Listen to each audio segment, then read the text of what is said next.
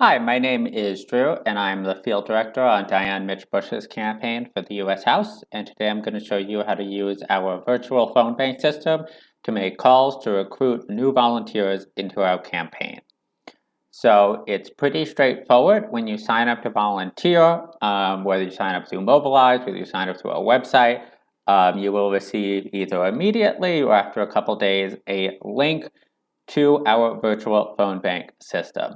It's really simple. Once you get the link, you are able to participate. So you'll see a link, it'll say openvpb.com, and then it will have a series of digits. You click on that link, you'll be prompted with this option here to get started. Once you click get started, you'll either need to create an account or log into an existing account. If you've ever used one of these with us in the past, you put in your login information. If you are new to the system, just create an account as you do on any other website. And then you click get started, you will be brought here. This is my name and this is my Google Voice number. So if you have any questions, you can call and leave a voicemail or send me a text. When you sign up, you should also receive a link for the Vol recruitment form.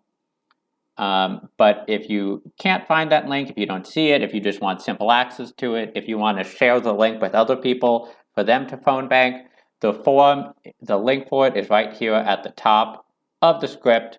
So you just copy it and you just paste it into a new tab. And when you're making these calls for volunteer recruitment, you want to keep both of these links open, both the open virtual phone bank link and the volunteer recruitment form.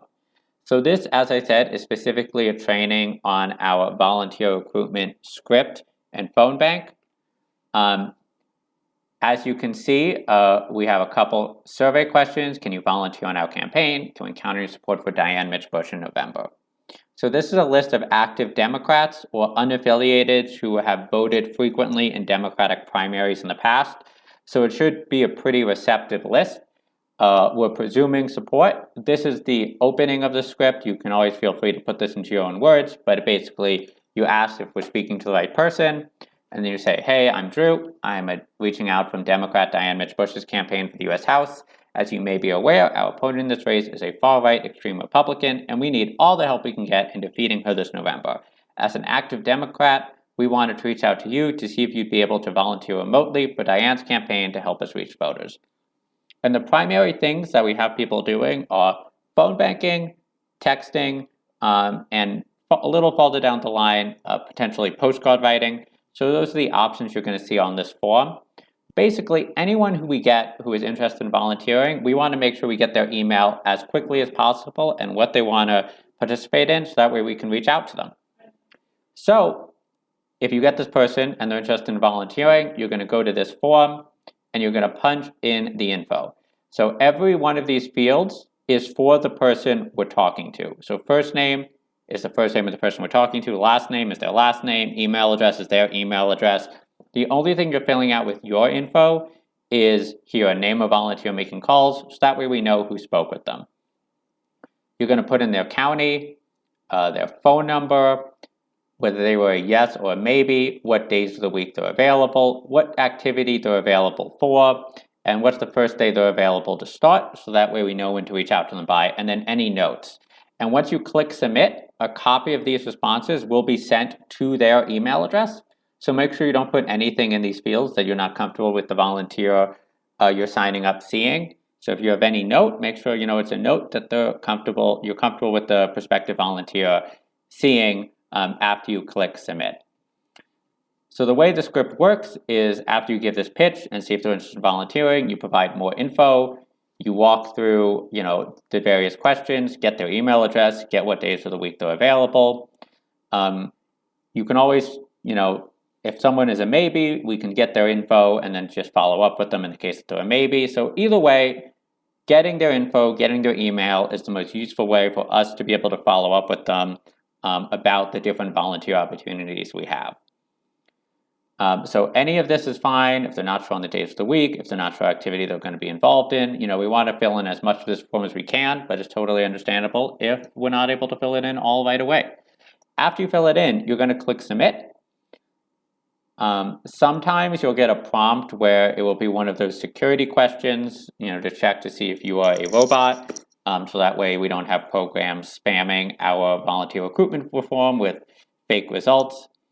So, it will ask you to identify all of the given traffic lights in a series of images or something along those lines. It's pretty straightforward. Just make sure you fill that out so that way the survey response actually goes through. You are also going to fill out the survey response on this side of the phone bank. So if they were yes, maybe, no, or later. Later is they're interested in volunteering later down the line, maybe in the fall, so we know not to reach back out to them right away. And then can we count on your support? Strong, lean, undecided, lean against, strong against, or not voting. All pretty self-explanatory. Most people on this list, if it's the right person, if we're speaking to the right person, are going to be strong Dianes because these are people who participate in Democratic primaries. And the info to fill in here, a lot of it you'll be able to get from this, certainly name and county. Phone number, if this is the best phone number for us to reach back out to them at, we can put down the phone number that shows up in the phone bank. But if, let's say, they have a cell phone number, that would be better. You can also put that down in here. It's really just whatever is the best phone number for us to reach back out to them at. If we couldn't reach them, we click, I couldn't reach. Not home, refused, deceased, moved, Spanish, wrong number. Not home is sort of a catch-all for we should call them back. So if they don't pick up the phone, if someone else picks up the phone and the person we're trying to reach isn't there, if the person we're trying to reach picks up the phone but they don't really have time to speak, not home is just sort of a catch-all for us to recycle them back on to future passes through this list or other lists. Refused is a catch-all for take them off the list. We're not going to call them back. And this essentially, for any reason, whether they said take me off the list, whether they abruptly hung up the phone on you, occasionally you'll get someone who is sick and says, I really am not in a space where I can be talking to people right now. I wouldn't like not to be called back. Anything like that, refused will take them off the list. Deceased is pretty self-explanatory. Moved is moved outside the district. If they're interested in getting volunteering, you can just ignore putting down moved and fill out the survey response. So that way we know to keep them on the list. But moved is generally, they don't live in the district anymore. Spanish is they are a Spanish speaker, and we'll put them on a separate list to have a Spanish-speaking volunteer or staff member reach out to. And wrong number is that it's just not the right person at this phone number.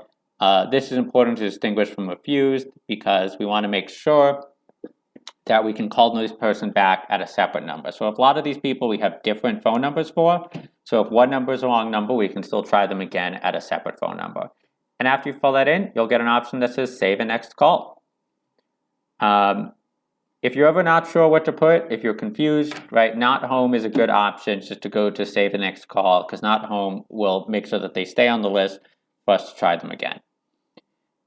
If you click I couldn't reach again, you'll be brought back to this and you can fill out a survey response instead. So it's the same deal. Yes, strong support.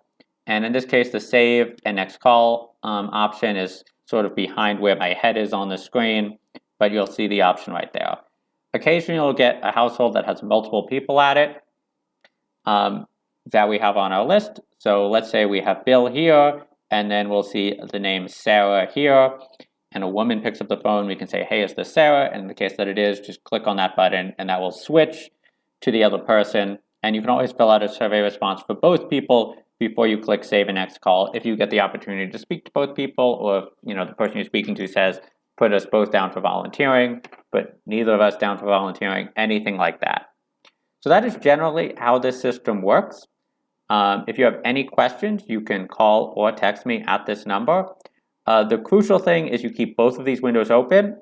Anyone we get who is interested in volunteering, we should be filling out both this and this. Anyone who is a no on volunteering, we just need to fill out this form. We're not filling out this form for people who are no's. This is for yeses and maybes, so we can reach out to them as soon as possible. So that is how the system works. If you have any questions, again, reach out to me here, and thank you so much, and have a great rest of your day.